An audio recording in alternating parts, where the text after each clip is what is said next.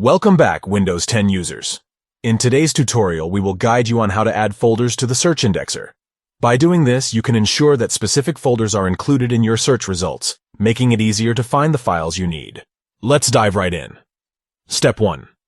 Press the Start button located at the bottom left corner of your screen. Step 2. Open the Settings app by clicking on the gear icon. Step 3. In the Settings window, click or tap on the search icon. Step 4. On the left side of the screen, you will see an option labeled Searching Windows. Click or tap on it. Step 5.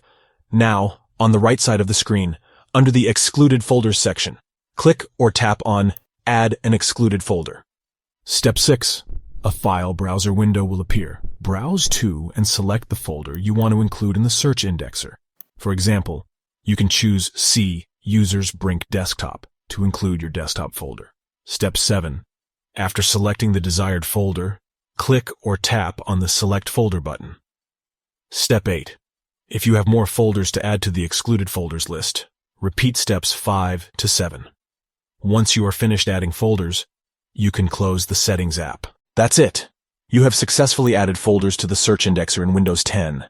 Now, when you perform a search, the files within these folders will be included in the search results, saving you time and effort.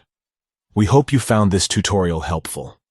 If you did, please give this video a thumbs up and don't forget to subscribe to our channel for more Windows 10 tips and tricks. Thank you for watching, and we'll see you in the next video.